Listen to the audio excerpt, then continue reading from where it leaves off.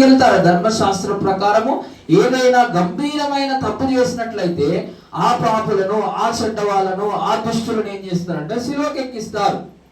మంచిది. ఆ సిలువలోని ఏం లేదు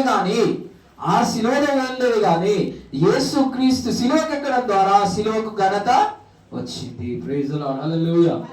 సిలువలో ఏమీ లేదు. ఆ సిలువలోనికి పరిశుద్ధుడైన యేసు క్రీస్తు వెళ్ళడం ద్వారా ఆ సిలువకి ఘనత వచ్చింది. గాడిదలకు కూడా ఏం లేదు. బట్టలాధారం రోజు గాడిద పిల్లలో కూడా ఏం లేదు.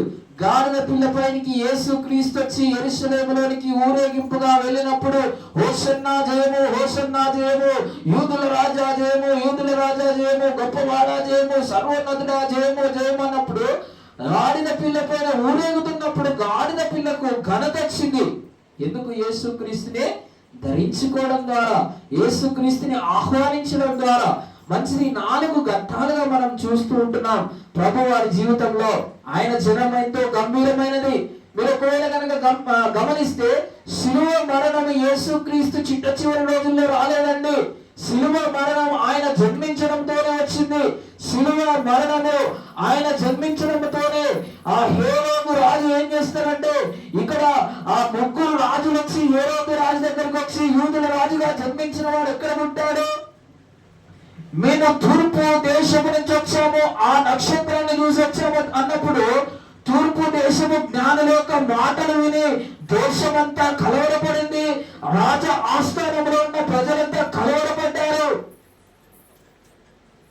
శిలువ శ్రమ, శిలువ మరణం యేసు క్రీస్తుని తన జన్మముతోనే వెంటాడింది.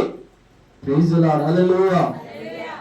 200 మందిని యూదుల రాజు హేరోదు చంపివేశారంట యేసుక్రీస్తు జన్మించినప్పుడే. మీరు గమనించాలి, ప్రతి సందర్భంలో యేసుక్రీస్తు శ్రమలే. చిన్నతనంలో పుట్టినప్పుడు ఆయనని చంపివేయాలనుకున్నారు. పెరిగి పెద్దగా అయిన తర్వాత సేవలకు వచ్చిన తర్వాత 30 సంవత్సరాలు క్రమము తప్పకుండా యెరూషలేము మందిరంలోనికి ఒక రబ్బీగా, ఒక విశ్వాసిగా తన వెళుతూ తన కార్యనిర్వహణ చేస్తూ ఆ వడ్లవాని పని చేసుకుంటూ తల్లిదండ్రులకు, సహోదరులకు మంచి అన్నగా ఉంటూ వ్యవహరిస్తూ ముందుకు వెళ్తున్న సమయాలలో కూడా 30వ ఏట సేవకు వచ్చిన తర్వాత సేవకు రాగానే శ్రమ. ప్రైజ్ ది లార్డ్, హల్లెలూయా. శ్రమ వెంటాడుతూనే ఉంది, శిలువ వెంటాడుతూనే ఉంది. సేవకు వెళ్ళేటప్పుడు 40 రోజులు ఉపవాసం చేసేటప్పుడు సాతానుతో శ్రమ. ప్రైజ్ ది లార్డ్, హల్లెలూయా.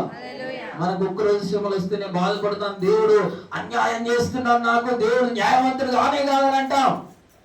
చూడండి, జన్మములో శ్రమ, తన 30 సంవత్సరాలు బ్రతికేటప్పుడు శ్రమ, ఉపవాసం ఉండి సేవకు వెళ్దామంటే శ్రమ. మంచిది, ఉపవాసం ఉన్నాడు, సేవ ప్రారంభించాడు. అయ్యా నేను మార్గాన్ని, సత్యాన్ని, జీవాన్ని అన్నప్పుడు పరిసయ్యులు, సతికేయులు, శాస్త్రులు, ఆ హేరోదీయులు, దాని తర్వాత అందరు గుమ్మగూడి వచ్చి నువ్వెట్లా మార్గం అవుతావు, నువ్వెట్లా సత్యం అవుతావు, దైవదూషణ చేస్తున్నాడు, వీరిపైన శిక్ష వేయాలి. నేనే నిజమైన ద్రాక్షావల్లి. పర్ణశాలల పండుగ రోజు యెరూషలేము ఆ దేశంలో ఉన్న ప్రతి ఒక్క ఇంటి పైన మంచిగా కొవ్వొత్తులు వెలిగించి 4 యాజకులు యెరూషలేము పెద్ద మందిరంలోకి వెళ్ళి 4 స్తంభాల పైకి ఎక్కి నూనె పోసి కొవ్వొత్తులు వెలిగిస్తే గంభీరమైన వెలుగు దేశమంతటా ప్రకటిస్తున్నప్పుడు ప్రభు క్రీస్తు వారు నిలబడి తన ప్రజలతోని నేనే నిజమైన వెలుగును అన్నాడు. ప్రైజ్ ది లార్డ్, హల్లెలూయా. అనేక మార్లు శ్రమ. యేసుక్రీస్తు శిలువ గుడ్ ఫ్రైడే రోజు శ్రమ కాదు. పరిసయ్యులైతే ఎప్పుడు పట్టుకొని చంపాలని చూశారు. ఆ పక్షవాయువు కలిగిన వ్యక్తిని ఆ యొక్క పైకప్పు తీసివేసి కిందికి తీసుకొని వస్తుంటే, నువ్వు లేచి నిలబడి వెళ్ళిపో, నీ పాపములు క్షమించబడ్డాయని అంటాడు ప్రభు క్రీస్తు. అనడంతోనే పాపములు క్షమించబడ్డాయని దేవునికి ఒకరికి అధికారం ఉంది కదా. నువ్వేనా అంటావు? దైవత్వం దేవుడుగా సమానుడే ఎంచుకుంటున్నాడు. దైవ